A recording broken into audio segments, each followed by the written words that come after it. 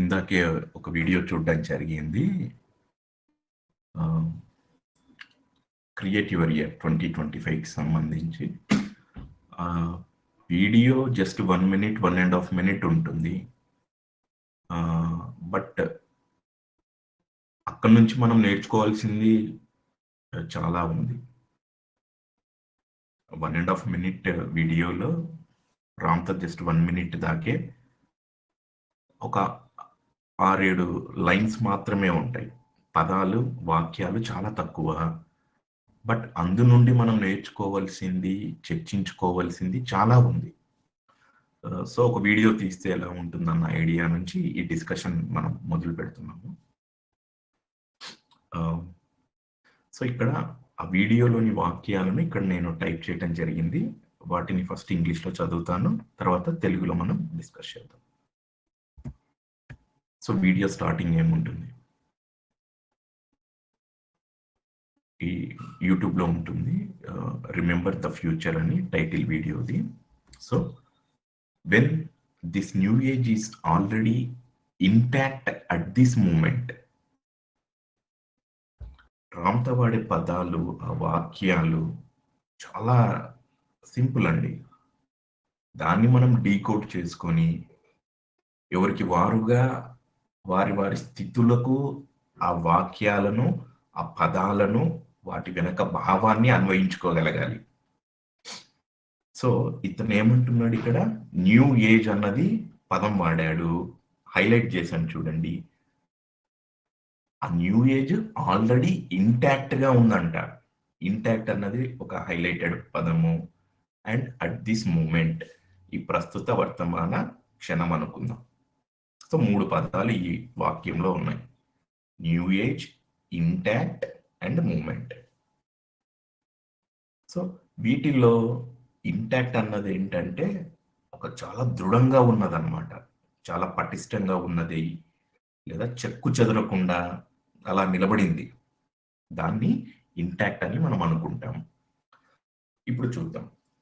When this new age is already intact at this moment. ఏంటి ఆ new age? ఆ new age అంటే new year అనుకోవచ్చు. గతంతో పోల్చినప్పుడు సాధకులు తమ తమ మరిచిన దివ్యత్వాన్ని మేల్కొల్పుతూ ముందుకెళ్తూ ఉంటారు కదా, అది కొత్త రకంగా అనుకోవచ్చు. ఇంకొంతమంది మాస్టర్స్ మనం మొదట్లో క్రియేట్ యువర్ డే అన్న కాన్సెప్ట్స్ విని ఉన్నాం. ఆ రోజు నువ్వు ఎలా గడపాలి, ఆ రోజులో నువ్వు ఏ విధంగా ఉండాలి, అదంతా చేశాం కదా. ఆ రోజు అద్భుతంగా గడిపాను, ఆరోగ్యంగా గడిపాను, ఆనందంగా గడిపాను, అన్ని శుభవార్తలు విన్నాను, నా ఆధ్యాత్మిక అభివృద్ధికి సంబంధించినటువంటి జ్ఞానాన్ని అప్లై చేశాను, టెస్ట్ పాస్ అయ్యాను. సో ఇలా పర్టిక్యులర్ డేనా ఎలా ఉండాలి అన్నది మనం క్రియేట్ చేసుకోగలిగాం క్రియేట్ యువర్ డే నుంచి. అక్కడి నుంచి మళ్ళీ ఏం చేసాం, క్రియేట్ యువర్ వీక్ అన్న కాన్సెప్ట్ని కొంతమంది మాస్టర్స్ అప్లై చేసుకోగలిగారు. అంటే ఒక రోజును సృష్టించుకోవటంతో మొదలుపెట్టి వారాలను సృష్టించుకోవటము, తర్వాత నెలలను సృష్టించుకోవటము, కాలక్రమేణా సంవత్సరాలను సృష్టించుకోవటము. అక్కడితో ఆగట్లేదండి. రోజులు అయిపోయాయి, వారాలు అయిపోయాయి, నెలలు అయిపోయాయి, సంవత్సరాలు అయిపోయాయి. సృష్టించటం ఎలా ఉండాలి నేను వచ్చే రోజుల్లో, వచ్చే నెలలో, వచ్చే సంవత్సరంలో. ఇది నిరంతరం అని మనం తెలుసుకున్నప్పుడు ఇంకొంతమంది అడ్వెంచరస్ మాస్టర్స్ ఏం చేస్తూ వచ్చారు, దశాబ్దాలను సృష్టించుకోవటం మొదలుపెట్టారు. అంటే వచ్చే 10 సంవత్సరాలు. ఇంకొంతమంది కాస్త ఒక అడుగు ముందుకేసి శతాబ్దాలను సృష్టించుకోవటం మొదలుపెట్టారు. శతాబ్దాలు అంటే 100 సంవత్సరాలు. ఇంకొంతమంది మాస్టర్స్ యుగాలను సృష్టించుకోవటం మొదలుపెట్టారు. అలా నిరంతరంగా వారు సృష్టిని చేస్తూనే ఉన్నారు. వారిలో ఇప్పటికి పూజలు అందుకుంటున్నటువంటి దేవుళ్ళు అనుకోండి, అసెన్షన్ మాస్టర్స్ అనుకోండి, ఇలా రకరకాలుగా ఉన్నారు. బట్ బేస్ ఏంటి? Create your day. అక్కడి నుంచి నిరంతరం సృష్టి జరుగుతూ వెళ్తూ ఉందన్నమాట. సో న్యూ ఏజ్ అంటే అది కేవలం 2025కే కాకుండా తదనంతరం ఉండే కాలక్రమేణా అది 2050 అనుకోండి, 2075 అనుకోండి. 2050వ సంవత్సరంలో నేను ఎలా ఉన్నాను, 2075వ సంవత్సరంలో నేను ఎలా ఉన్నాను, వ్యక్తిగతంగా ఏంటి, ఆరోగ్యపరంగా ఏంటి, ఆధ్యాత్మిక పరంగా ఏంటి, అనుబంధాల పరంగా ఏంటి. సో ఈ విధంగా సృష్టి చేస్తూ ఉన్నాడు. అయితే రామ్తా ఏమంటున్నాడు?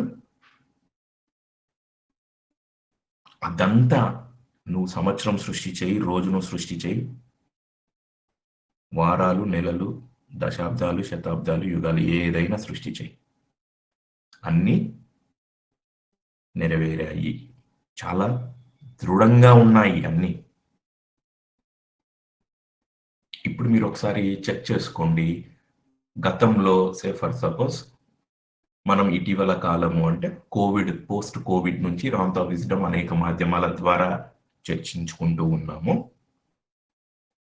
మొదట్లో రామ్తా విజ్డమ్ విన్నప్పుడు, రామ్తా టీచింగ్స్కి ఎక్స్పోజ్ అయినప్పుడు, నువ్వు దైవానివి, నువ్వు సృష్టికర్తవి, నీకేం కావలసినా సరే నీ చైతన్యాన్ని మరియు శక్తిని మేళవించి నీ రియాలిటీని నువ్వు సృష్టించుకోవచ్చు అని మొదట్లో ఈ టీచింగ్స్కి ఎక్స్పోజ్ అయినప్పుడు కొంతమంది సాధకులు కాన్సెప్చువల్ క్లారిటీ కొద్ది వరకు తెచ్చుకొని వాటిని అప్లై చేసి వారి రియాలిటీని చేంజ్ చేసుకోవటం మనం చాలా మందిని గమనించాం. అయితే కొంతమంది సాధకులు కాన్సెప్ట్ని అర్థం చేసుకోవటము లేదా అండర్స్టాండ్ చేసుకున్నటువంటి కాన్సెప్ట్ని అప్లై చేసుకునే విధానంలోనూ అక్కడో ఇక్కడో కొంత తడబడుతూ కాస్త అవగాహన కొరకు వారు ప్రయత్నాలు చేయటం కూడా మనం గమనించాం. బట్ ఇదంతా ఒకప్పుడు. ఇప్పుడు ఏమంటున్నాడు Ramtha? New age is already intact. ఈ ప్రస్తుతం ఎటువంటి ఏజ్ అంటే ఇది చాలా దృఢంగా ఉందన్నమాట మొత్తం. దానికి కారణం ఏంటి?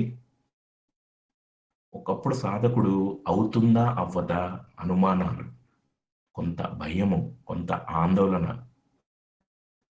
సబ్జెక్ట్ కాన్సెప్ట్ విన్నప్పుడు కాన్ఫిడెంట్గా అనిపిస్తుంది. ఫీల్డ్లో ఉన్నప్పుడు, ఒక టెస్ట్ ఎదుర్కొన్నప్పుడు కొంత ఆందోళనతో సాధకుడు ఒకరో ఇద్దరో ఉండి ఉండవచ్చు. బట్ ఇదంతా అప్పుడు. ఇప్పుడు ఏమంటున్నాడు అతను? క్లియర్గా చెప్తూ ఉన్నాడు, ఈ మూమెంట్ లేదా ఈ ఫ్రీక్వెన్సీ లేదా ఈ సంవత్సరం లేదా ఈ చైతన్యం చాలా దృఢంగా ఉంది. ఎటువంటి డీవియేషన్స్ సాధకులకు ఉండవు, ఎటువంటి అనుమానాలు ఉండవు. సాధకుడు తన సంకల్పాన్ని తన ఆలోచన సంవిధానంలో ప్రవేశపెట్టి దానిని మనం కంటెంప్లేషన్ అనుకుంటాం కదా, అలా కంటెంప్లేట్ అవుతూ అక్కడితో ఆగకుండా సాధకుడు ఏం చేశాడు? నుదిటిపైన ప్రతిష్ఠ చేశాడు తన సంకల్పాన్ని, తండ్రికి దర్శింపచేశాడు. కాలక్రమేణా ఆ సంకల్పంగా ఆ సాధకుడు తయారైపోయాడు. ఇది ఇప్పుడు జరిగి తీరుతుంది అనేసి రామ్తా ఈ లైన్ ద్వారా క్లియర్గా చెప్తూ ఉన్నాడు.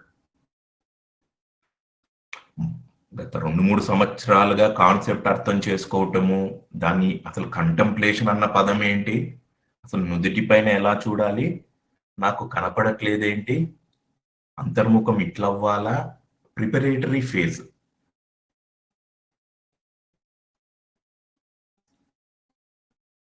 ఆ ప్రిపరేటరీ ఫేజ్లో ఒకరికో ఇద్దరికో కొంత సందేహాలు ఉండి ఉండవచ్చు, ఒకరికో ఇద్దరికో కొంత అవగాహన కాస్త లోతుల్లోకి అవసరమై ఉండవచ్చు, ఒకరినో ఇద్దరినో కొంత పర్సనాలిటీ అంశాలు కొంత వాస్తవంగా ఇబ్బంది పెట్టి ఉండవచ్చు. కానీ అవన్నీ అప్పుడు. ఇప్పుడు మాత్రము సాధకులు ఏదైతే వారు కంటెంప్లేట్గా తీసుకుంటారో, ఏదైతే సంకల్పం తమ అంతర్ముఖంలో వారు ప్రవేశపెడతారో, నుదిటి పైన ప్రతిష్ఠింప చేస్తారో వెంటనే అది రియాలిటీలోకి వస్తుంది. అక్కడ నో డౌట్స్, నో డీవియేషన్స్, భయాలు లేవు, ఆందోళన లేదు, అనుమానం లేదు. ఇవన్నీ డిజాల్వ్ అయిపోయాయి గతంలాగా. ఏదైతే నీ అంతర్ముఖంలో నువ్వు ఆలోచన సంవిధానంలో ఆలోచనలు నిలుపుతూ ఉంటావో, నుదిటిపైన దేన్నైతే ప్రతిష్ఠిస్తూ ఉంటావో అది వాస్తవంలోనికి వస్తుంది. ఈ ప్రాసెస్ ఉంది కదా, ఇదంతా త్వరితగతిన అర్థం చేసుకోవటము, అన్వయించుకోవటము, అనుభవించటము జరుగుతూ ఉంటుంది. దాన్ని రామ్తా ఈ వాక్యంలో పొందుపరిచాడు. సరే, ఇప్పుడు దాకా చర్చించుకున్నది ఒక ఉదాహరణతో మనం డిస్కస్ చేద్దాం.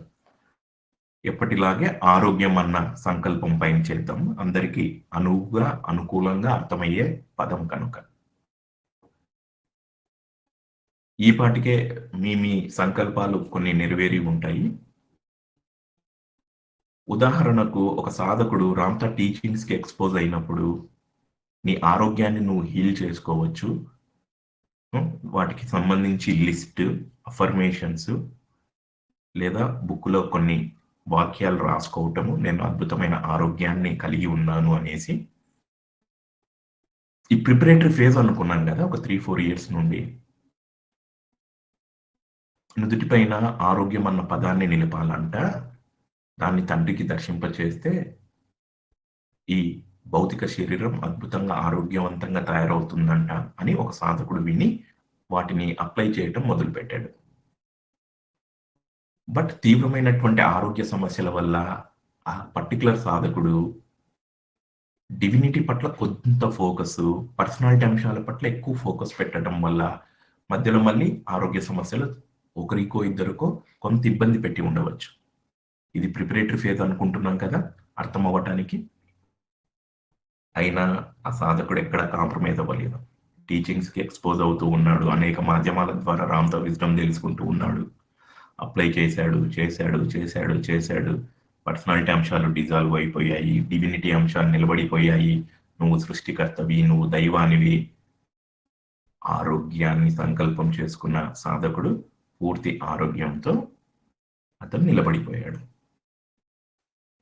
బట్ ఇప్పుడు రామ్తా ఏం చెప్తున్నాడు, ఈ లైన్ ద్వారా మనం అర్థం చేసుకోవాల్సిన అంశం ఏంటి? New age is already intact at this moment.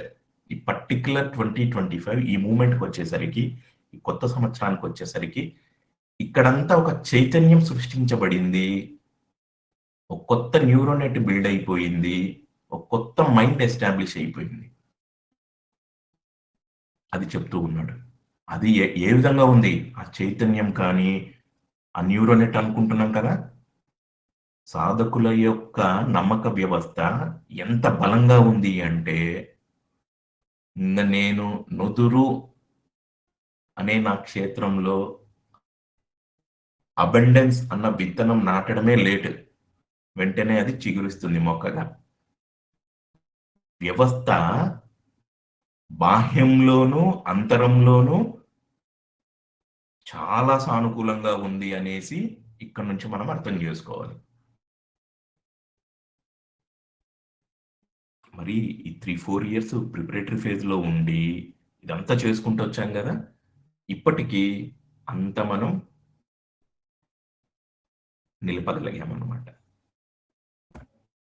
The consciousness will have such a drastic shift that the people that will be drawn to this plane henceforth will be ones that are likened to this plane, which means this plane will be divine.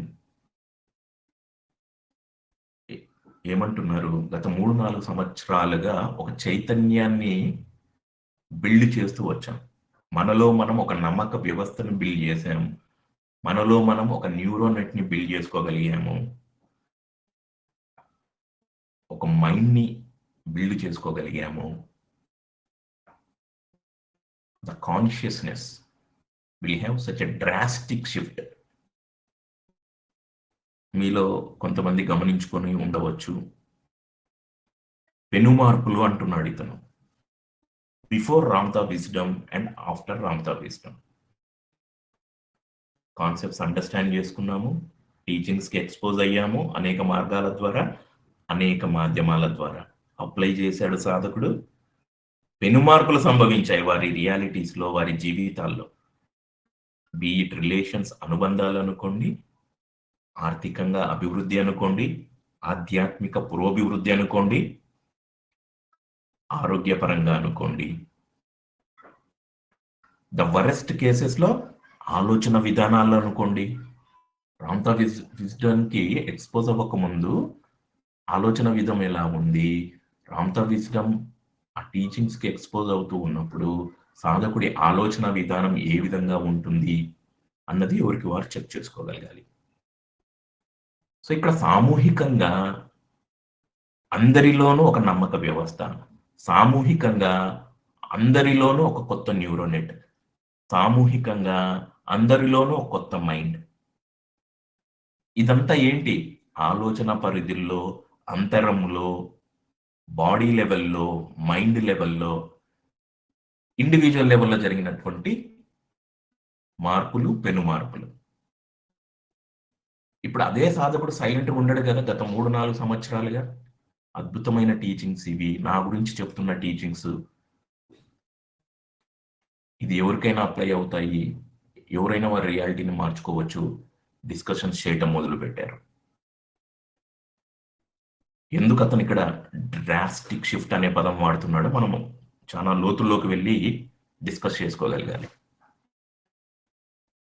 ఒకప్పుడు అదే సమూహము లేదా అదే సాధకులు ఏం విని ఉన్నారు?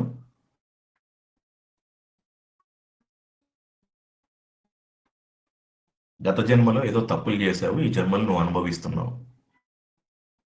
గత జన్మ కర్మే లేదా జాతక దోషాలే నిన్ను ఈ జన్మలో ఆర్థికంగా ఇబ్బంది పెడుతూ ఉన్నాయి, ఆరోగ్యపరంగా ఇబ్బంది పెడుతూ ఉన్నాయి, అనుబంధాల్లో ఇబ్బంది పెడుతూ ఉన్నాయి. స్టాగ్నెట్ అయ్యావు, ఆధ్యాత్మికంగా ఎటు పోవాలో అర్థం అవ్వక లాక్ అయిపోవటం. ఎక్కడ వేసిన గొంగలు ఎక్కడని వింటూ ఉంటాం కదా. సాధన చేస్తూ ఉంటాడు సాధకుడు, అభివృద్ధి కనపడుతూ ఉండదు. భౌతిక ప్రపంచం నుంచి ఆధ్యాత్మిక ప్రపంచంలోని కాలు పెట్టిన తర్వాత ఇక్కడ శాంతిగా ఉండగలగాలి అనుకున్న దాంతో వచ్చినటువంటి సాధకులు ఇక్కడే ఇంకాస్త స్ట్రెస్గా ఫీల్ అవ్వటం మనం మన చుట్టూ ఉన్న వారిని గమనిస్తూ వచ్చాం కదా. సో ఇవి సరికాని టీచింగ్స్ అన్నమాట. ప్రోగ్రెస్ అవ్వాలి, రామ్తా విజ్డమ్కి ఎక్స్పోజ్ అయ్యాడు, ఆ సమూహం అనుకోండి, ఆ సాధకులు అనుకోండి, నువ్వు సృష్టికర్తవి, ఏం కావాల్సినా సరే నీ ఆలోచనల్లో నువ్వు మార్పులు చేసుకోవటం ద్వారా, తదనంతరం అప్లై చేయటం ద్వారా నిరంతరం నువ్వు ఒక సృష్టికర్తవు అనేసి నీకు అర్థమవుతుంది. దాన్ని ఇక్కడ ఇతను ఏమంటున్నాడు? డ్రాస్టిక్ షిఫ్ట్ అన్నమాట. So that the people that will be drawn to this plane henceforth will be ones that are likened to this plane, which means this plane will be divine. ఇప్పుడు అంతా నిరంతరం ఇదే స్ప్రెడ్ అయి ఉంది చూడండి. నా individual లెవెల్లో నేను డివినిటీ అంశాలను కలిగి ఉన్నాను, నా నమ్మక వ్యవస్థలో, నా ఆలోచన సంవిధానంలో, నా న్యూరోనెట్లో, నా మైండ్లో, నా మాటల్లో, నా ఆచరణల్లో డివినిటీని నేను ఎక్స్ప్రెస్ చేస్తూ ఉన్నాను. పక్కనున్న దైవాలు కూడా వారి అంతరంలో, వారి ఆలోచన సంవిధానంలో, వారి న్యూరోనెట్లో, వారి మైండ్లో, వారి మాటల్లో, వారి చేతల్లో అంతా డివినిటీ ఉంది. ఏముంటుంది డివినిటీలో? నువ్వు సృష్టికర్తవు, నువ్వు దైవానివి, ప్రేమవు, శాంతివి, అబండెన్స్వి, ఆనందానివి, జాయ్వి, ఆరోగ్యానివి, అమరత్వానివి. నేను అదే, నా పక్కనున్న దైవాలు అదే, అందరూ అదే, అక్కడ చైతన్యం అంతా అదే.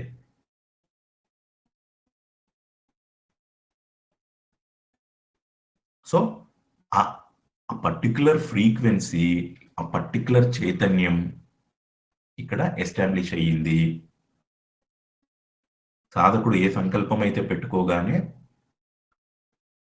నుదిటిపైన ప్రతిష్ఠించగానే అది రియాలిటీలోకి వచ్చి తీరుతుంది. ఎందుకు? ఇక్కడంతా అనుకూలంగా ఉంది. ఒకప్పుడు డిస్కషన్స్ ఎలా ఉండేవి? అదే సాధకుడు రామ్తా విజ్డమ్కి ఎక్స్పోజ్ అవ్వకముందు ఏమో నేను గత జన్మకి ఏదో ఇబ్బంది పెట్టాను ఎవరినో, ఇప్పుడు నేను అనుభవిస్తూ ఉన్నాను, నాది ఇంతేనే. ఇలాంటి డిస్కషన్స్ జరిగి ఉండేవి.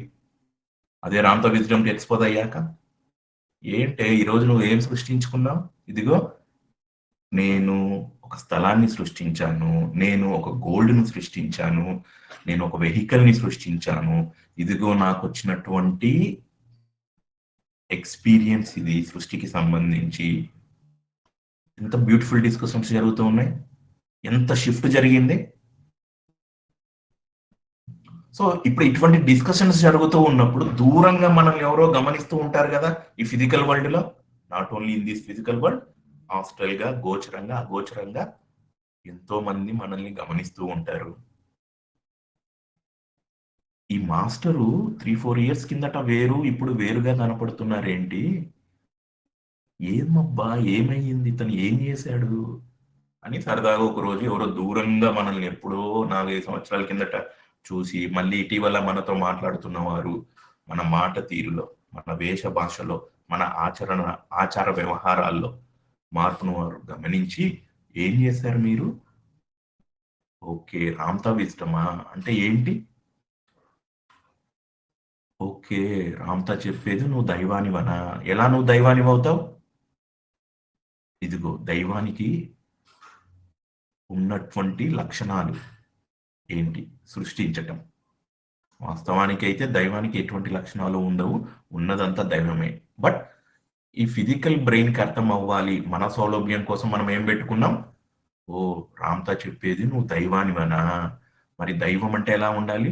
కేవలం గుళ్ళోనో, ఫోటోల్లోనో, అలంకరణలో ఉండేవాడే దైవం కాదు.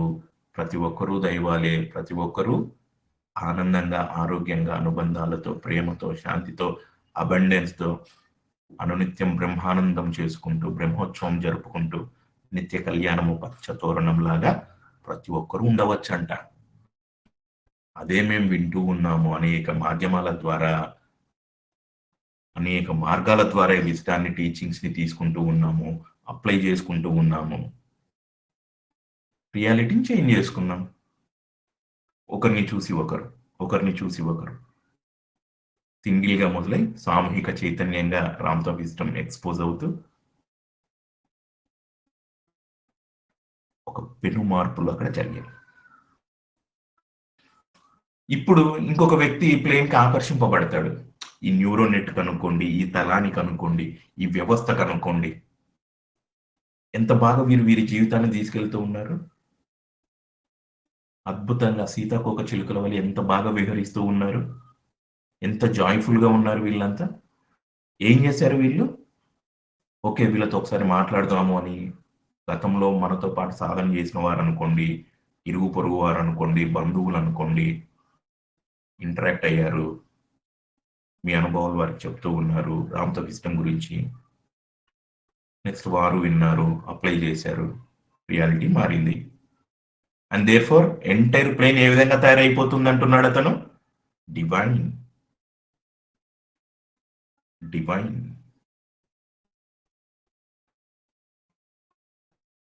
ఇక్కడ మీరు ఇదివరకు చదివినటువంటి రామ్‌తా వైట్ బుక్‌లోని కాన్సెప్ట్స్‌ని ఒకసారి నెమరు వేసుకోండి. ఎప్పుడో చెప్పాడు రామ్‌తా సువర్ణాధ్యాయము అని. ఆ పేరులోనే సువర్ణము అంటే బంగారము, చాలా విశిష్టమైనది, సర్వోన్నతమైనది, చాలా విలువతో కూడుకున్నది. దైవాల మెడలోనే కాదు, బాహ్యంలోనూ దాన్ని మనం నిర్మించగలం. బంగారమైనటువంటి మూమెంట్స్. సువర్ణ అధ్యాయము, సువర్ణ యుగము. ఒక్కడితో మొదలై సామూహికంగా ఆ చైతన్యం బిల్డ్ అయి ఇట్ లీడ్స్ టు సువర్ణ యుగం. సో నో డౌట్ ఇక్కడ అర్థం చేసుకోవాల్సింది మొదట్లో కాన్సెప్చువల్ క్లారిటీ, ఎలా నుదిటిపైన నిలపాలి, ఎలా నేను సృష్టికర్తను, ఎలా రియాలిటీ చేంజ్ చేసుకోవచ్చు, అట్లా మొదలైనటువంటి జర్నీ ఈ పర్టికులర్ టైం పీరియడ్ ఏదైతే ఉందో దాన్ని మనం ఫిజికల్గా 2025 అనుకుందాం. ఇక్కడికంతా well established at individual level and at universe level. వ్యక్తిగతంగాను, అంతరం నందు, బాహ్యం నందు అంత అనుకూల పరిస్థితులు ఏర్పడ్డాయి. అది చాలా బలంగా, దృఢంగా ఉంది ఈ మూమెంట్. చైతన్యం కూడా వెను మార్పులు చాలా అప్గ్రేడ్ అయ్యింది. అండ్ సిమిలర్ థాట్ ప్యాటర్న్ ఉన్న వాళ్ళు ఎంటర్ అవ్వగలుగుతూ ఉన్నారు. అందరూ కలిసి దీన్ని ఒక డివైన్ ప్లానెట్ గా తయారు చేస్తూ ఉన్నారు. అది ఇక్కడ చెప్పినటువంటిది. ముందుకెళ్దాం. And the warlords, the despisers of human beings, the enslavers, the people that unjustly rule people will not come again to this plane.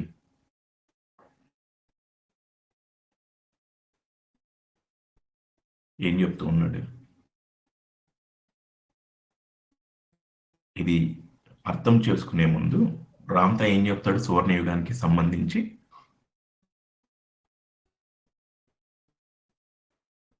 సరికొత్త నాగరికతలు ఉద్భవిస్తాయి. ఎన్నడూ మీరు ఊహించలేనంతగా ఉంటుంది ఆ నాగరికత. అక్కడ రోగాలు, మరణాలు, భయాలు, యుద్ధాలు ఏమీ ఉండవు. ఏముంటాయి? నిరంతరం ఆనందము, ఆరోగ్యము, ప్రేమ, శాంతి, అమరత్వం, కేవలం జీవితం మాత్రం నిరంతరంగా ఉంటాయి అంటాడు. క్రితం స్లైడ్లో తెలుసుకున్నాం కదా, ఇక్కడ ఒక చైతన్యం బిల్డ్ అయ్యింది ఇండివిజువల్ లెవెల్లో అండ్ ఎక్స్టర్నల్లీ. మొదట్లో డౌట్స్ ఉండేవి, ఇప్పుడు అవి కూడా ఏం లేవు. ఈ పర్టికులర్ టైం పీరియడ్లో మీరు నిలబడే నుదిటి పైన వాస్తవంలోకి అవి వచ్చి తీరుతాయి. అండ్ సిమిలర్ థాట్ ప్రాసెస్ ఉన్నవారంతా ఒక డివైన్ ప్లానెట్గా దీన్ని తీర్చిదిద్దుతూ ఉన్నారు. మరి సిమిలర్ థాట్ ప్రాసెస్ లేని వారు ఎవరు? నువ్వు సృష్టికర్తవు, నువ్వు రియాలిటీని మార్చుకున్నావు, నిన్ను చూసి ఇంకొకరు ఓ రామ్తా విజ్డమ్ అంట, చేంజ్ చేసుకోవచ్చు అంట అని ఇంకొకరు వచ్చారు. ఇట్ ఈస్ నాట్ నెసెసరీలీ, అది రూల్ ఏం లేదు కదండి ప్రతి ఒక్కరు నిన్ను చూసి రావాలి అని. రానివారు ఉంటారు కదా. నేను ఎట్లా సృష్టికర్తను అవుతానబ్బా, వీళ్ళు బాగా చెప్తారులే, పని లేదు పాటలేదు, పొద్దున్నెప్పుడు 5కి మొదలు పెట్టి రాత్రి 10-11 దాకా ఈ రామ్తా విజ్డమే అంట. జూమ్ సెషన్స్ వినింది కాక మళ్ళీ ఫోన్లలో అంట, యూట్యూబ్లో అంట, బుక్కులు చదవడాలంట, బుక్కులు రాసుకోవడాలంట. ఎట్టయితావు? నువ్వు ఎట్టయితావు? నువ్వు ఇంట్లో ఉన్నావు, నువ్వు సాధారణ స్త్రీవి, నువ్వు గృహిణివి, నువ్వు సాధారణ మనిషివి, నువ్వు బిజినెస్ పర్సన్వి, నువ్వు ఎట్లా దైవానివి అవుతావు? దైవం అంటే అన్న గుళ్ళో ఉంటాడు, ఆయనకు సుప్రభాత సేవలు ఉంటాయి, కొబ్బరికాయ కొడతాం, అలంకరణలు చేస్తాం, అటువంటి వారు కూడా ఉంటారు. గత జన్మ క్లియర్ చేసుకొని ఈ ప్రస్తుత వర్తమాన క్షణంలో నువ్వు దేనైనా సృష్టించుకోవచ్చు అనేది నువ్వు విన్నావు, ఆ టీచింగ్స్ నీకు నచ్చాయి, నిన్ను చూసి ఒకరు ఇద్దరు ఇన్స్పైర్ అయ్యారు, వారు అప్లై చేసుకున్నారు. It is not necessarily A rule that everyone should attract to you. ప్రతి ఒక్కరు నిన్ను చూసి ఆ విజ్డమ్లో అప్లై చేయాలనేం లేదు. వారి నమ్మక వ్యవస్థ, వారి సౌల్ డిజైన్, చాలా ఫ్యాక్టర్స్ ఉంటాయి. ఎవరి నమ్మక వ్యవస్థ ఒకటే ఫ్రీక్వెన్సీలో వెళ్తుందో వారు డివైన్ ప్లానెట్ని ఎస్టాబ్లిష్ చేస్తారు. నమ్మక వ్యవస్థ, బిలీఫ్ సిస్టమ్ ఈ ప్లెయిన్ ఫ్రీక్వెన్సీతో మ్యాచ్ అవ్వని ఇంకొకరు ఉంటారు కదా, వారు యుద్ధకాంక్షతో ఉండి ఉండవచ్చు.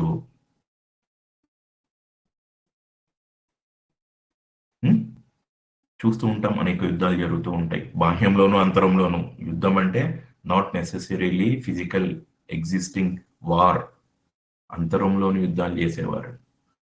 డిస్కషన్ స్టార్టింగ్ లో క్లియర్ గా మనం చెప్పుకున్నాం, గతంలో కొంత టైం పట్టేది కాన్సెప్ట్ అర్థం చేసుకోవటానికి, ఆలోచన సంవిధానంలో సంకల్పం పట్ల కంటెంప్లేషన్ చేయటానికి, నుదుటిపైన ప్రతిష్ఠించటానికి. దేర్ ఆఫ్టర్ యుద్ధం లేదు, అంతర్యుద్ధం ఏం లేదు. ఎందుకు? ఆ కాన్సెప్ట్ నా పట్ల బలంగా నాటుకుపోయింది, నేను దైవాన్ని, నేను సృష్టికర్తను, ఏమైనా సృష్టించి తీరుతాను అని. అంతర్యుద్ధం ఏం లేదు. ఇంకా ఇక్కడ ఏమనుకుంటున్నాము? బాహ్య యుద్ధం చేసేవారు, అంతర్యుద్ధం చేసేవారు, మానవాళిని అవమానించేవారు, అవహేళన చేసేవారు, నువ్వు మినిమం రెస్పెక్ట్ లేకుండా మానవాళిని ట్రీట్ చేస్తుంటారు చూడండి, ఎవరైనా కావచ్చు. అది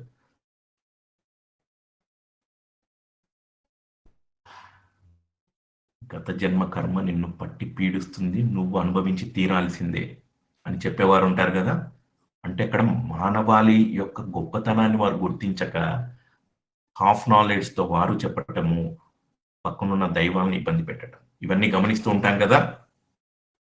మానవ జాతిని అవమానించటం, అవహేళన చేయటం, ఆందోళనకు గురి చేయటం, అపహాస్యం చేయటం, వీళ్ళందరూ ఉంటారు కదా. ఎన్స్లేవర్స్, బానిసలుగా చేసేవారు మనుషుల్ని, భయాన్ని నాటి ఆ సమూహాన్ని వారి కింద పెట్టుకునేవారు, ప్రజలను సరిగా పాలించని వారు. వీళ్ళందరూ ఇక్కడ ఆల్రెడీ ఎస్టాబ్లిష్ అయినటువంటి ప్లేన్ వైపు రాలేరు. People will not come again to this plane. ఎందుకు? ఇక్కడ ఒక ఫ్రీక్వెన్సీ హైగా వైబ్రేట్ అవుతూ ఉంది. యుద్ధకాంక్ష, భయాలు నాటేవారు, హాఫ్ నాలెడ్జ్ గాళ్ళు, వీళ్ళెవరు ఈ ఫ్రీక్వెన్సీకి మ్యాచ్ అవ్వరు. వారి నమ్మక వ్యవస్థ, వారి ఆలోచన విధానం, వారి సంవిధానం, it may be there design. ఇక్కడే మనం రామ్తా వైట్ బుక్ విజ్డమ్ని అప్లై చేసుకోవాలి.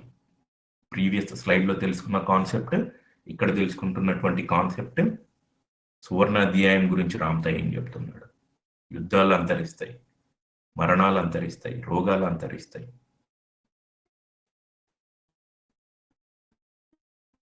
మరణాలు, యుద్ధాలు, రోగాలు అన్నీ అంతరించిపోతాయి.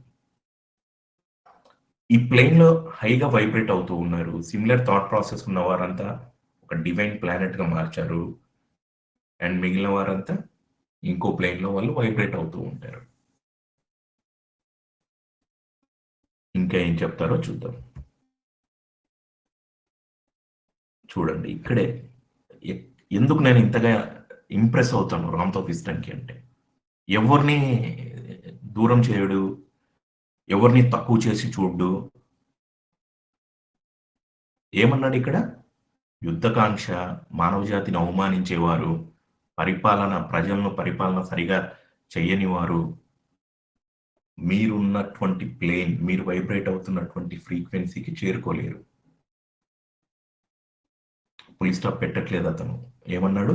Unless they are perfected in their own being. వారు కూడా మీరు వైబ్రేట్ అవుతున్నటువంటి ఫ్రీక్వెన్సీకి రీచ్ అవ్వగలుగుతారు. ఎప్పుడు? When they are perfected. What is perfection? వారి నమ్మక వ్యవస్థలో నేను దైవాన్ని, పక్కనున్న వారు దైవాలే, వారిని గౌరవించాలి, వారి దివ్యత్వాన్ని పరిచయం చేయాలి,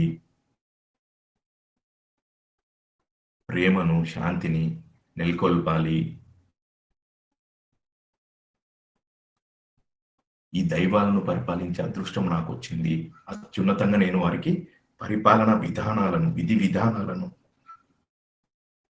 వారి సంక్షేమాన్ని, వారి అభివృద్ధిని, సమాజ శ్రేయస్సును నేను చూడగలగాలి అన్నవారంతా ఈ ఫ్రీక్వెన్సీకి మళ్ళీ మ్యాచ్ అవుతారు, ఆ లెవెల్కి చేరుకోగలుగుతారు. చూడండి, ఏ ఒక్కరిని అతను వదిలిపెట్టట్లేదు. ఎవరైనా ఈ ఫ్రీక్వెన్సీకి రీచ్ అవ్వచ్చు, ఎవరన్నా ఈ చైతన్యాన్ని అందుకోవచ్చు. చేయవలసిందంతా వారు దివ్యులే, వారు దైవాలే, వారు సృష్టికర్తలే అన్నది వారు ఇండివిజువల్ లెవెల్లో తెలుసుకుంటూ, ఏ విధంగా అయితే మనమంతా మన ఆలోచన సంవిధానంలో నిలిపాము, మన అంతరంలో కంటెంప్లేట్ అయ్యాము, నుదుటిపైన ప్రతిష్ఠించుకున్నాము, న్యూరల్ నెట్ బిల్డ్ చేసుకున్నాము, మైండ్ లెవెల్లో, మాటల్లో, చేతల్లో అంతా అది రేడియంట్గా ఎక్స్ప్రెస్ చేయగలిగాము. ఆ విధంగా ఈ యుద్ధకాంక్ష ఉన్న వాళ్ళు మానవ జాతిని అవహేళన చేసేవారు, బానిసలుగా చేసేవారు, భయం నెలకొల్పి ఒక సమూహాన్ని తమ కింద పెట్టుకునేవారు, ప్రజలను సరిగా పరిపాలన చేయనివారు. ఎవరైనా సరే అందరూ ఆ చైతన్య స్థితికి రైజ్ అవ్వగలుగుతారు వెన్ వారి ఆలోచన విధానము, వారి నమ్మక వ్యవస్థలో మరిచినటువంటి దివ్యత్వాన్ని వారు మేల్కొల్పుకున్నప్పుడు. ఓకే, ముందుకెళ్దాం.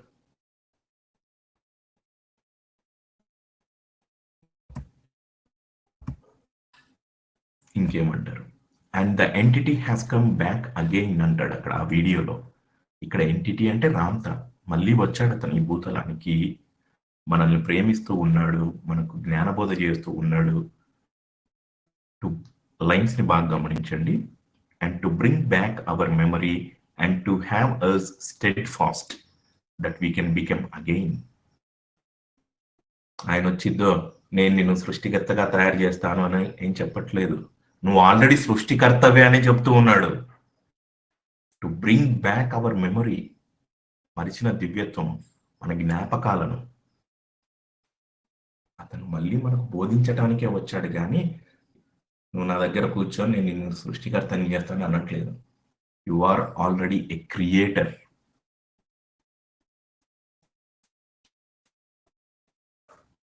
And to have is steadfast that we can become again. చాలా దృఢమైన అభిప్రాయం అన్నమాట స్టెడ్ ఫాస్ట్ అన్నది. చాలా బలమైన నమ్మక వ్యవస్థ అనుకోండి, అభిప్రాయం అనుకోండి. చాలా బల్ల బుద్ధి చెప్తున్నా అంటాం కదా, ఛాలెంజ్ విసురుతున్నా అంటాం కదా, ఆ విధంగా అనమాట. That we can become again. దేనిగా తయారవ్వచ్చు అంటున్నాడు అతను? మరిచిన దివ్యత్వాన్ని చెప్తూ, మనల్ని ప్రేమిస్తూ, టీచింగ్స్ ఇస్తూ,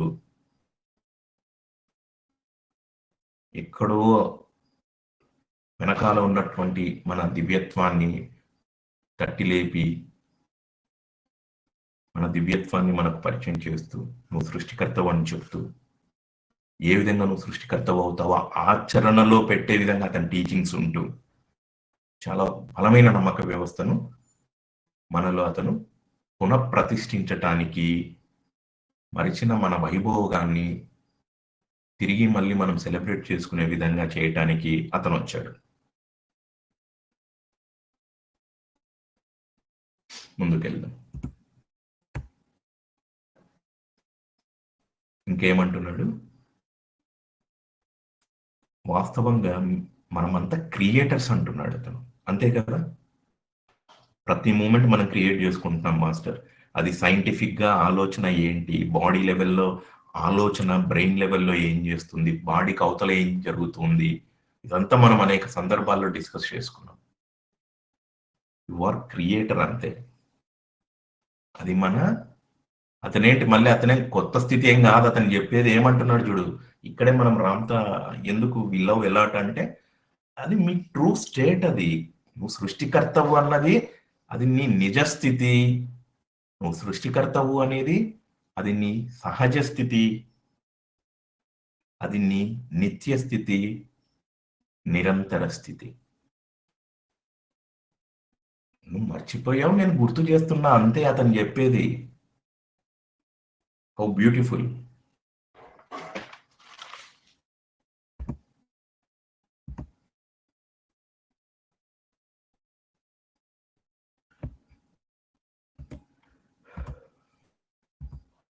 సో దీనికి ముందు ఇంకో లైన్ ఉంటుంది. అక్కడ ఏం చెప్తాడంటే, I don't have all the answers but I know that history is looked back in this day.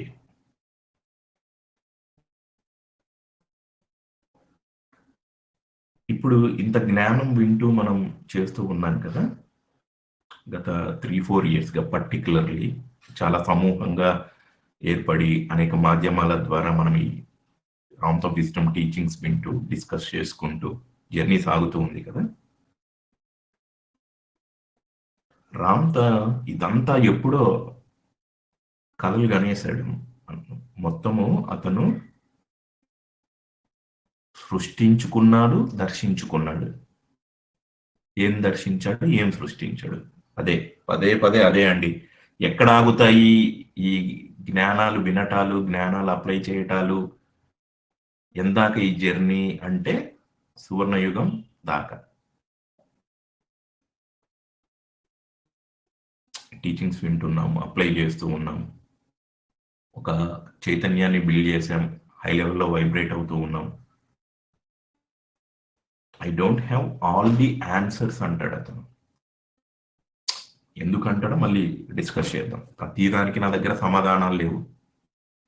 But I know that history is looked back in this day. ఒకసారి మీరు ఆ వీడియోలో సబ్ టైటిల్స్ పెట్టుకొని చూడండి, ఈ లైన్స్ ఇంకా అర్థమవుతాయి.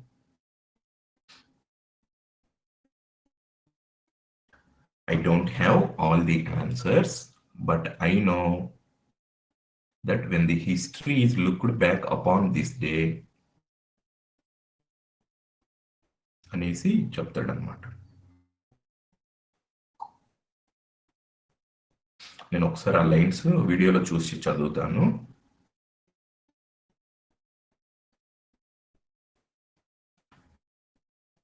So అతను ఎప్పుడో కలలు కన్నాడు, ఒక దాన్ని సృష్టించాడు, అదే సువర్ణయుగంగా మనమంతా అనుకుంటున్నాము. అతను ఏ స్థితికైతే రీచ్ అయ్యాడో, మరణాన్ని అధిరోహించి అమరత్వాన్ని సిద్ధించుకున్నాడు, ఆ స్థితికి మనమంతా వెళ్ళాలి అనేది అతను ఎప్పుడో కలలు కనేశాడు.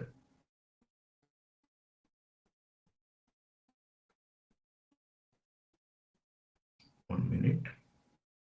I don't have all the answers, but I know that when history is looked back upon in this day, man will have seen that he has come a long way.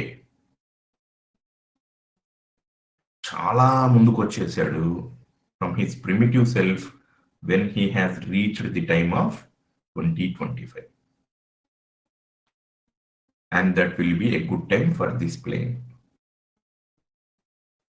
So ఏమంటున్నాడంటే,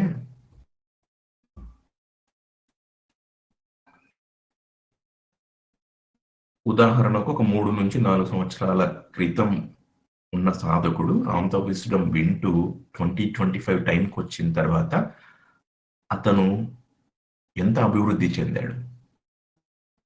ఆలోచన విధానంలో అనుకోండి, ఆచార వ్యవహారాల్లో అనుకోండి, వ్యక్తిగత జీవితంలో అనుకోండి, అభివృద్ధి అన్నది కనపడింది.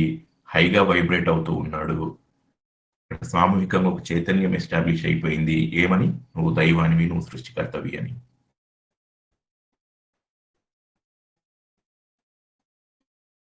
సో ఎక్కడో కన్ఫ్యూజన్ మైండ్స్తో ఉంటూ, అవన్నీ దాటుకుంటూ, ఆ లేయర్స్ని తొలగించుకుంటూ,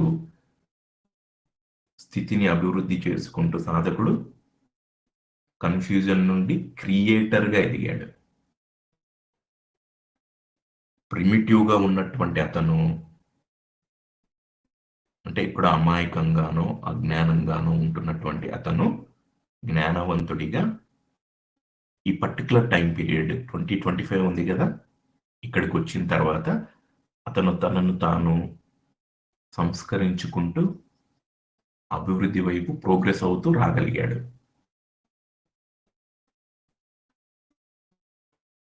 దీన్ని దాటి ఇంకా ముందుకు అతను ఎప్పుడో కలగలిగాడు. అదే సువర్ణ అధ్యాయం అంటున్నాం.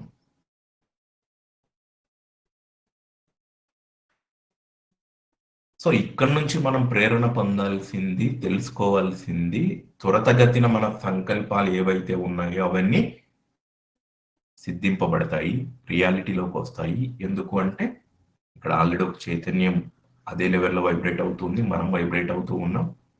నమ్మక వ్యవస్థ మరింత బలపడి ఉంది. మధ్య మధ్యలో రావాల్సిన ఇన్స్ట్రక్షన్స్ వస్తూ ఉంటాయి.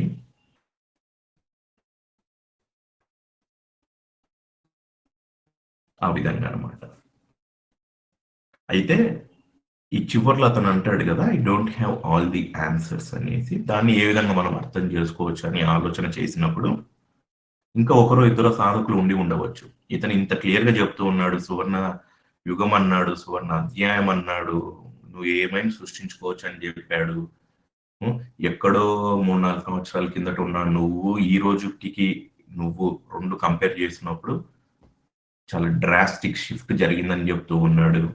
అయినా సరే అక్కడో ఇక్కడో ఒకరికో ఇద్దరికో, కొన్ని సందర్భాల్లో అందరికో కొన్ని పర్సనాలిటీ క్వశ్చన్ చేస్తూ ఉండవచ్చు. రామ్తా అంతా బాగానే ఉంది, రామ్తా మా స్థలం కొంత ఎక్కువ రేటు కమ్మి పెడతావా? రామ్తా అంతా బాగానే ఉంది, రామ్తా నేను అనుకున్నటువంటి వెహికల్ కొనాలి, అది నాకు ఇంకా అనుకున్న కాస్ట్కు రావట్లేదు, నా బిజినెస్ ఇంకా డెవలప్ అవ్వట్లేదు, పర్సనల్ స్పేస్ లైఫ్ ఉంది, ఆ స్పేస్ నేను ఇంకా ఫిల్ చేయలేకపోతున్నా. గాడ్ చాలా ఉంటాయి ఒక్కొక్కరికి, మీరు ఎన్నైనా అడగండి, అన్నిటికీ సమాధానం ఒకటే, సువర్ణయుగం, సువర్ణాధ్యాయం. ఇక్కడ ఏమేమి ఉంటుంది ఈ పాటికి మీ అందరికీ తెలుసు. ఇండైరెక్ట్ గా దాన్ని మనం అర్థం చేసుకోవాలి. I don't have all the answers అంటే అతను చివరిది, చిట్ట చివరిది, అత్యున్నతమైనది ఈ ఎర్త్ ప్లేన్ లో ఏం చేయగలగొచ్చో డ్రీమ్ చేసేసాడు, ప్రొఫెసీగా చెప్పాడు, భవిష్యత్తును దర్శించాడు, భవిష్యత్తును సృష్టించాడు. అతను దర్శించి సృష్టించినటువంటి భవిష్యత్తులో మనమంతా భాగస్వాములుగా ఉన్నాము. అటువైపుగా అడుగులు పడుతూ ఉన్నాయి. మొదట్లో తడబడుతూ అడుగులు పడ్డాయి, కాలక్రమేణా చాలా స్పీడ్గా నడవడం మొదలు పెట్టాము. అండ్ దేర్ ఆఫ్టర్ అందులో ఎంట్రీ జరగడం జరిగింది, దానిగా మనం అయ్యాము. సో ఈ చిన్న చిన్నవి అన్నీ కూడా అవుతాయి. ఈ చిన్న చిన్నవి నెగ్లెక్ట్ చేసుకుంటూ ఏదో వీళ్ళు సువర్ణ అధ్యాయం అంటున్నారు అని వ్యక్తిగతంగా మీకున్నటువంటి వాటిని పక్కన పెట్టుకోకండి. The beauty of from the wisdom is అన్ని బంధాల మధ్యే, అన్ని బాధ్యతల మధ్యే మీ స్వేచ్ఛలో మీరు ఉంటూ పక్క దైవాలను, సహదైవాలను వారి స్వేచ్ఛలో వారిని ఉంచుతూ సృష్టించుకుంటూ ముందుకెళ్ళగలగాలి. Okay, so remember the future. ఏంటి ఫ్యూచర్? సువర్ణయుగం, ప్రేమ, శాంతి, అబండెన్స్, ఆరోగ్యం, అమరత్వం, నిరంతర జీవితం. Stay excited. హ్యాపీ 2025. అతని డ్రీమ్స్ కన్నాడు, భవిష్యత్తు దర్శనం చేశాడు, భవిష్యత్తు సృష్టించాడు. ఆ భవిష్యత్తులో మనమంతా భాగస్వాములంగా ఉన్నాము అన్నదే ఫ్యూచర్. దాన్ని పదే పదే పదే పదే నెమరు వేసుకుంటూ ఉండాలి. ఎవరికి నచ్చిన విధంగా వారి మీ నమ్మక వ్యవస్థలను బట్టి వ్యక్తిగతంగా ఎలా, వ్యవస్థాపరంగా ఎలాగా, ఆనందము, ఆరోగ్యము, అనుబంధాలు. Simple masters. ఈ పాటికి మీకు గేమ్ అంతా అర్థమైపోయి ఉంటుంది. So keep creating every moment, every minute. Thank you.